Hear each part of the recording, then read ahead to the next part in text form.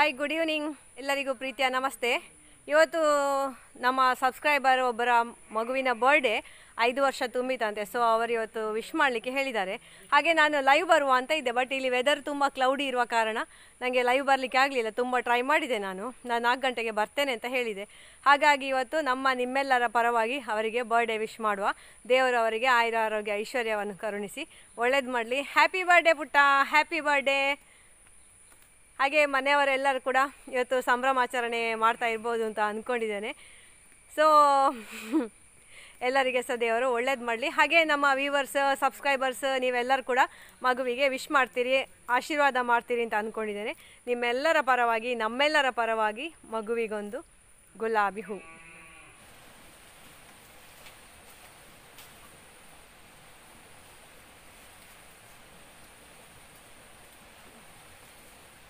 ಸಬ್ಸ್ಕ್ರೈಬರ್ನ ಮಗುವಿನ ಪರವಾಗಿ ನಮ್ಮ ಹಸುಗಳಿಗೆ ನಾನು ಗೋಗ್ರಾಸ ಕೊಟ್ಟು ಅವರ ಆಶೀರ್ವಾದವನ್ನು ತೆಕ್ಕೊಂಡು ವಿಶ್ ಮಾಡ್ತಾ ಇದ್ದೇನೆ. Happy birthday.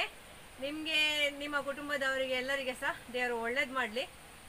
ಹಾಗೆ ಒಳ್ಳೆಯ ವಿದ್ಯಾಭ್ಯಾಸ, ಒಳ್ಳೆಯ ಆರೋಗ್ಯ. ನಮ್ಮ ಕುಟುಂಬದವರೆಲ್ಲರ ಪರವಾಗಿ ಕೂಡ happy birthday, many many happy returns of the day.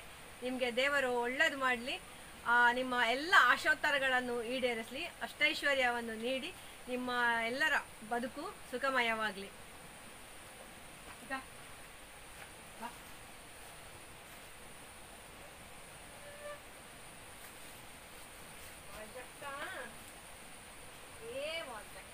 Happy birthday, happy birthday, happy birthday. Happy birthday ಪುಟ್ಟ.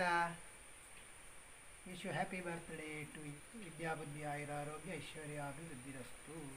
Thank you. Happy birthday. Thank you. Bunty, happy birthday ಹೇಳು. ಬಂಟಿ,